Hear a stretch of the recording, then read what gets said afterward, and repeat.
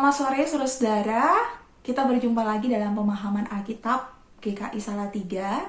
Hari ini Selasa 30 Maret 2021 bersama saya Pendeta Helen Ruth Manurung. Dan saat ini kita akan ber-PA dengan tema setia kepada Tuhan, ya. Kita akan mengawalinya dengan terlebih dahulu kita berdoa. Mari kita berdoa.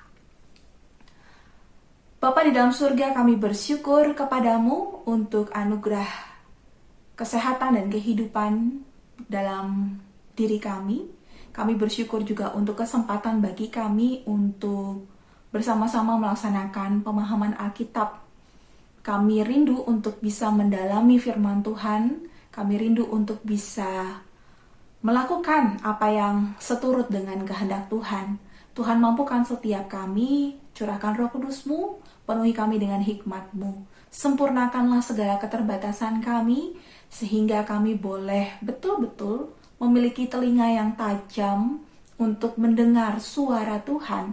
Dan kami boleh memiliki hati yang seperti seorang hamba yang menurut akan setiap perkataan-Mu. Dan kami memiliki kaki dan tangan yang juga mau melakukan apa yang seturut dengan kehendak-Mu. Tolonglah kami ya Tuhan, di dalam nama Tuhan Yesus Kristus kami berdoa. Amin. Saudara-saudara, dalam rangkaian masa Prapaskah atau terkhusus sekarang kita masuk dalam Minggu Sengsara, kita akan menghayati kesengsaraan yang dihadapi oleh Yesus, penderitaan yang tidak ditolak oleh Yesus, tetapi dia mau menerima segala penderitaannya, bahkan kematiannya dengan tegar. Dia berani menghadapi segala sesuatunya yang menunjukkan sebuah kesetiaan dan ketaatannya. Dan saat ini kita akan menghayati pengorbanan Kristus, kesetiaan Kristus dengan memuji Tuhan dari lagu KJ 179 dengan judul Yesus Kau Kehidupanku. Mari kita nyanyikan bersama-sama.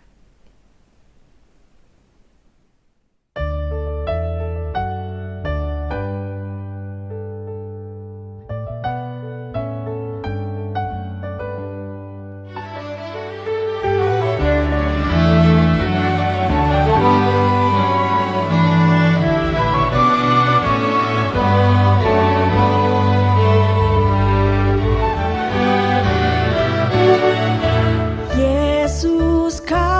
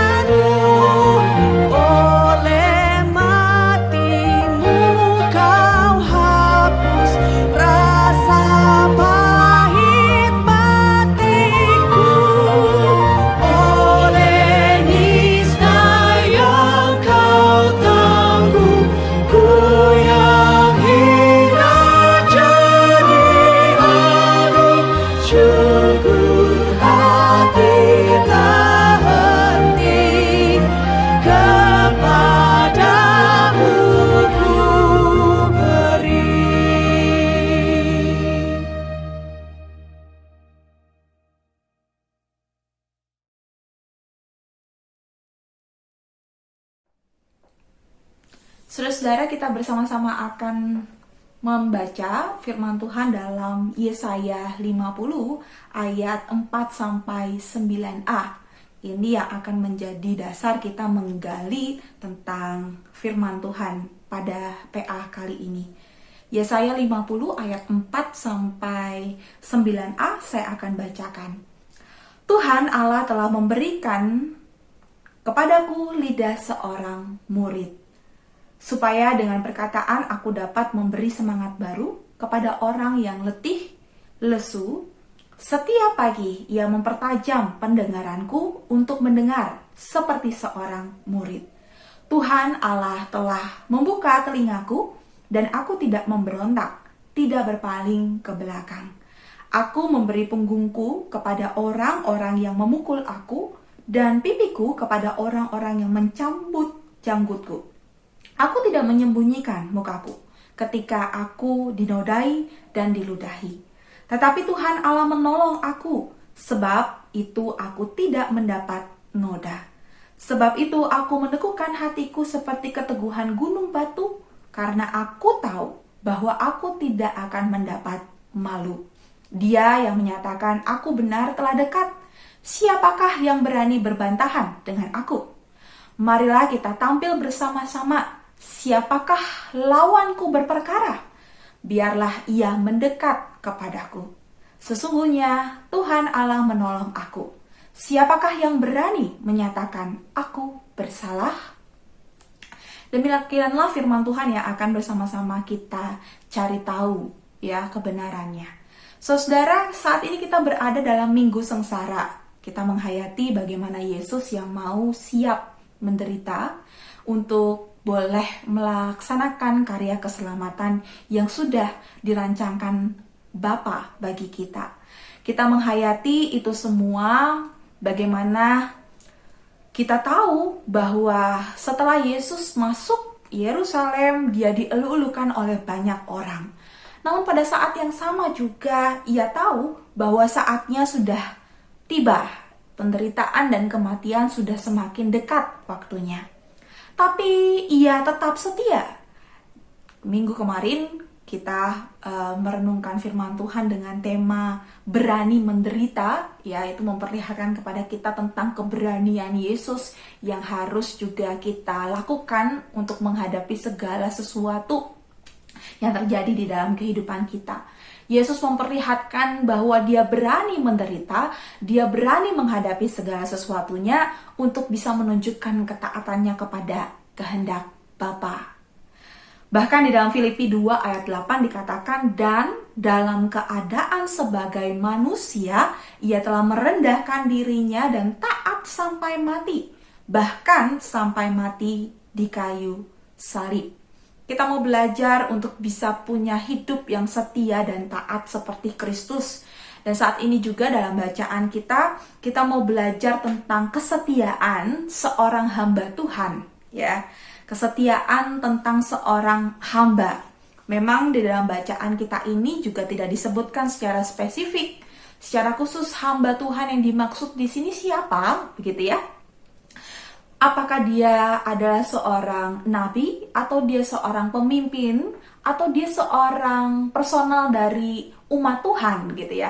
Tidak disebutkan secara khusus siapakah hamba Tuhan ini. Tapi yang jelas saudara-saudara, figur hamba Tuhan ini dimunculkan untuk memberikan motivasi kepada umat Israel, umat Tuhan pada saat itu, supaya mereka punya semangat untuk setia kepada Tuhan dalam segala situasi, dalam segala kondisi, dalam keadaan senang ataupun dalam keadaan sedih, dalam keadaan suka maupun dalam keadaan duka, dalam keadaan baik-baik saja, dalam keadaan nyaman ataupun dalam keadaan menderita atau mengalami kesulitan.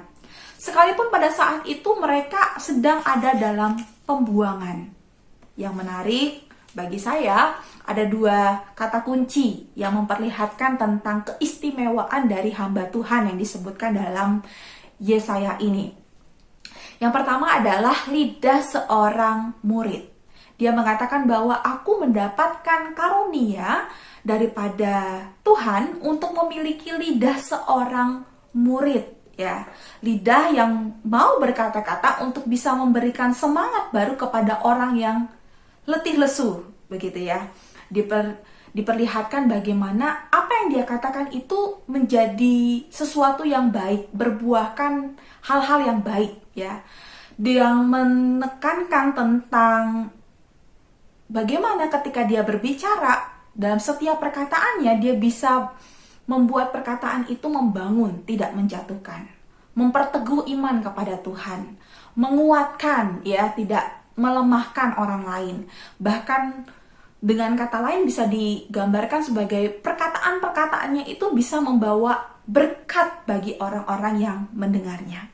Kalau kita lihat, ini ada istilah lidah seorang murid. Murid di sini ingin menekankan tentang seseorang yang mau belajar, yang mau berproses, yang ketika berkata-kata sekalipun berhati-hati, ya, berhati-hati dengan perkataannya. Apakah sudah sesuai dengan hikmat Tuhan, supaya apa yang dikatakannya itu boleh menjadi berkat bagi orang lain.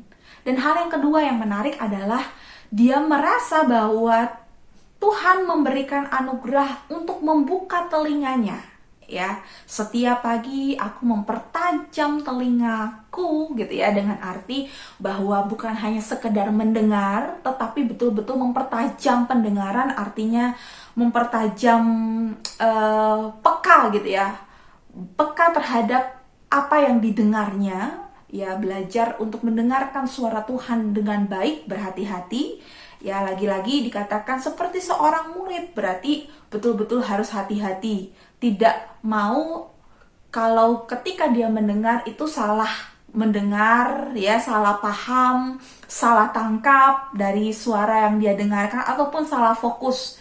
Karena dia harus berhati-hati dengan apa yang dia dengarkan, karena itu mempengaruhi dengan apa yang akan dia sampaikan dan katakan kepada orang lain. Ya, sehingga di ayatnya yang ke 5 dan 6 itu dikatakan bahwa dia tidak berbantahan, ya, dengan apa yang dia dengarkan. Dalam arti dia mendengarkan dengan seksama apa yang dikatakan Tuhan, meskipun itu sesuatu yang berat bagi dia untuk dia hadapi, dia tetap laksanakan, dia tidak membantah, karena itu yang dia dengarkan dari Tuhan dan itu yang harus dia lakukan sebagai seorang hamba yang taat. Nah, saudara, dari dua hal yang istimewa yang dikaruniakan Tuhan kepada hamba setia ini, hamba yang taat ini, maka itu akan memberikan efek atau hasil. Dari ayat yang ke-6 sampai 9 kita bisa melihat hasilnya seperti apa. Dia punya keberanian untuk menghadapi apapun yang ada di hadapannya, ya. Khususnya ayat 6 dikatakan, aku memberi punggungku kepada orang-orang yang memukul aku, dan pipiku kepada orang-orang yang mencabut janggutku. Aku tidak menyembunyikan mukaku ketika aku dinodai dan diludahi. Ini kata-kata yang memperlihatkan tentang penderitaan, kesakitan, kekerasan. Dia menerima kekerasan secara fisik, penindasan, penghinaan, ataupun pelecehan, begitu ya. Tetapi dia tidak mau menolak itu semua, ya. Dia bahkan berani menghadapi itu semua sebab dia tahu ada sesuatu yang ingin Tuhan sampaikan dalam segala hal yang dia hadapi di dalam hidupnya. Jadi dia berani menghadapi apapun, dan juga dia punya hati yang mau terus diteguhkan. Ya, dia mengatakan, aku berusaha untuk bisa meneguhkan hatiku seperti keteguhan gunung batu. Gunung batu itu adalah sebuah istilah yang mau menggambarkan kekokohan, sesuatu yang kuat, ya, yang tidak akan terkalahkan oleh apapun. Bahkan di dalam KJ 440 kita tahu ada lagu, ya Yesus gunung batu di dunia, di dunia, di dunia, ya Yesus gunung batu di dunia, tempat berlindung yang teguh. Itu memperlihatkan istilah gunung batu adalah tempat yang tidak terkalahkan oleh apapun, ya. Jadi si hamba ini berusaha meneguhkan hati, pokoknya harus kuat di dalam Tuhan seperti gunung batu. Apapun yang terjadi, ya tetap percaya kepada Tuhannya, tetap melakukan apa yang dikehendaki oleh Tuhannya. Bahkan di sini juga kita melihat bahwa dia berani menantang, begitu ya. Menantang di sini bukan menantang sok-sokan atau sombong begitu, tetapi lebih memperlihatkan tentang dia siap menghadapi apapun tantangan yang dihadapannya bersama-sama dengan Tuhan. Ini sama halnya dengan istilah dalam Alkitab itu dikatakan, jika Tuhan ada di pihak kita, siapakah yang dapat melawan? Siapakah yang dapat mengalahkan kita? Gitu ya. Lalu kenapa hamba Tuhan ini punya keberanian yang luar biasa, punya keteguhan yang luar biasa? Ya, nanti kita akan bersama-sama mendiskusikannya, karena ini adalah bagian dari pertanyaan diskusi, panduan pertanyaan diskusi yang nanti setelah ini kita akan renungkan, cari tahu apa sih resepnya sehingga hamba Tuhan ini punya kesetiaan yang luar biasa, ya.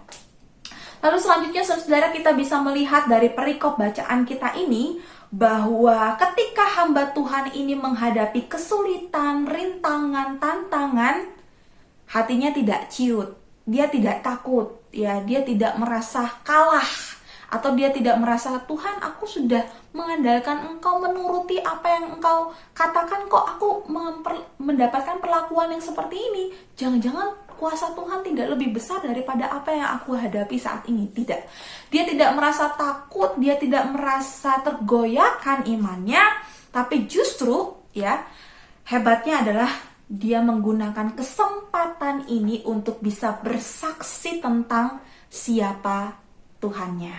Jadi dia menerima segala tantangan, penderitaan, kesulitan yang dia hadapi itu dengan cara aktif, tidak pasif.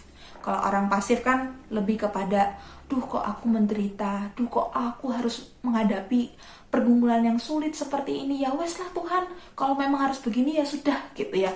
Hanya diam, pasif, ya terima saja, tidak mau mencari tahu apa sih yang menjadi harapan Tuhan untuk bisa kita lakukan. Apa sih yang ingin kita pelajari dari kehidupan kita yang saat ini sedang bergumul besar, ya. Tidak secara aktif melakukan, mencari tahu apa yang harus dilakukan dan apa yang maksud dari kehendak Tuhan dengan semua ini. Tapi beda dengan hamba Tuhan dalam Yesaya ini. Dia justru menggunakan kesempatan ini untuk cari tahu apa yang Tuhan mau dia lakukan. Lalu dia mencari tahu apa makna peristiwa yang dia hadapi. Bahkan dia pakai itu sebagai sebuah kesaksian bahwa dalam keadaan sulit sekalipun Tuhan tetap berkarya, Tuhan tetap memberikan kekuatan dan pertolongan. Ya, saudara yang dikasihi Tuhan Yesus Kristus, kita bisa melihat bagaimana hamba Tuhan ini menggunakan kesempatan, keadaan apapun, ya, sesulit apapun itu sebagai sebuah proses pertumbuhan iman untuk mempertajam kepercayaannya kepada Tuhan dan untuk bisa memperbanyak kesaksiannya tentang Tuhan di dalam kehidupannya. Saudara, demikian penghantar PA yang dapat saya bagikan kepada saudara. Mudah-mudahan itu boleh menjadi berkat, boleh membuka pemikiran kita untuk lebih memahami firman Tuhan dalam bacaan kita hari ini. Dan selanjutnya nanti kita akan melanjutkan PA ini dengan diskusi di kelompok-kelompok ataupun di tempat dimanapun saudara berada, secara mandiri ataupun bersama-sama dengan keluarga. Ada 3 pertanyaan yang sesuai dengan panduan pertanyaan diskusi kita di Warta Jemaat. Yang pertama adalah, apakah tantangan yang kita hadapi saat ini dalam menjalani kesetiaan dalam Tuhan?